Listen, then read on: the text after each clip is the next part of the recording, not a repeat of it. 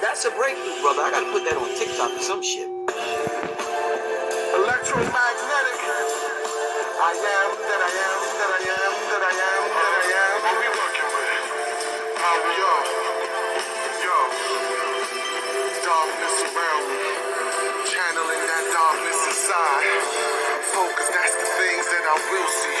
All real niggas divine is the mind, yeah. All real niggas divine is the mind, and we manifesting darkness around me, channeling that darkness inside. Focus, that's the things that I will see. All real niggas divine is the mind, yeah. All real niggas divine is the mind. I'ma focus on that darkness around me, bringing all that darkness inside. To remember is that once we got all excited about Kim and Kemet, when you actually study into the mystery, you will find it would look to the common eye that they were obsessed with death. So the scientists, the occultists, which I follow, as Brother Sadnetta just said, in the footsteps of Bobby Hemmett, as the occultists is to understand the mystery or the science of why they were doing what they were doing, for understanding, as you already accepted, that they were doing this for higher reasons. And one of the things we found out that in the 17th dynasty, I believe, I remember Dr. Africa talking about this as someone, that's when they started writing all these hieroglyphs, meaning they came into an understanding that we would forget this. And so if they understood we would forget this, and what message did we decide to leave ourselves? What would be the most important thing we said? And when you deal with these hieroglyphs, it's nothing but death. If they knew we were going to be in this situation, we haven't heard anything about health, economics, all the things that we have learned to put our energy into as something to save us. None of the Egyptians were writing about that. They wrote about death, how to die and never come back. So when they wrote about death, how to die and never come back. So writing about that. They wrote about death, how to die and never come back. So when you study,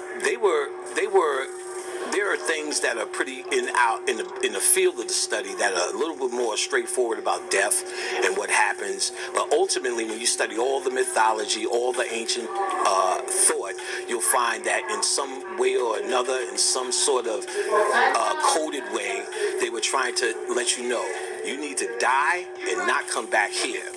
Your true enemy is humanity. Humanity is your true enemy. They were trying to let you know you need to die and not come back here. Your true enemy is humanity. Humanity is your true enemy. Everything else are just distractions or added on.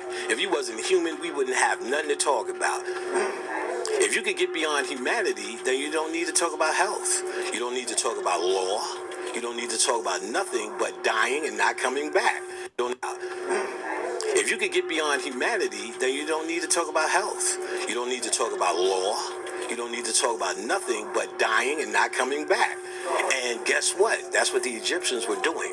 That's what they were doing. So if we like to romanticize like Wakanda about shit that don't even exist, because we do know in our heart who and what we are. So when we see something like that, it kind of resonates with us, even though the reality of today is made up to appease us, to make us feel good on the screen that we made a score about Wakanda, even though they psychologically attacked us and thereby we let the CIA in. I could go on for days about how they open the door and get us every time. This game is about mind control.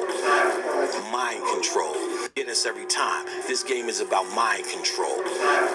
Mind control. And get us every time. This game is about mind control. Mind control.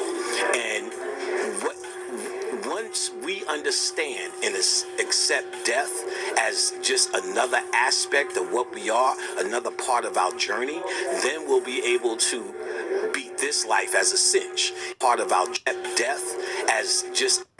Once we understand and accept death as just another aspect of what we are, another part of our journey, then we'll be able to beat this life as a cinch. If we think all of our eggs are in living as a human, then we could be manipulated. We can be mind control. All the problems we have is based upon us investing in something that we was actually pretty much over at one point. That's what the Egyptians were doing. It's about getting out of here. So if we're trying to stay here instead of residence, and I can tell you mythologies where they teach you Shiva, Hanuman, shit down to Charlie in the chocolate factory, where there's a mythology where these kings want to build houses in this place. Shiva and it's actually Charlie said, I'm gonna make your house or your kingdom out of chocolate, but you can't live in it. So what they're trying to say symbolically is you're passing through here. You see the movie Riddick. One of my favorite was a very heavy metaphysical chakra story. The first Riddick with Lord Marshall. When he lands in crematoria, which represented the root chakra, what he said, well, are you going to take residence here? How long is your bid? He said, no, I'm just passing through. The Masonic man who's saying, I'm just a traveler. What they're trying to tell you, this was all code for you. You're not supposed to take residence here. The fight is not, like I said, there's levels of it. You know what I'm saying? And if you feel compelled to do that, everybody needs to do everything they feel they came here to do. At the end of the day, this is a whole learning process. More sass, nigga. Now, I ain't gonna lie, I took 2 big-ass teaspoons of sea moss today. Ain't nobody here shitting on that sea moss, boy. This shit make you feel like a nigga. And then I made a whole goddamn beat. You heard? I was like this. I made all that shit this morning, nigga, before you got here. What are you holding as your truth? Where are your perspectives coming from? You see what I'm saying?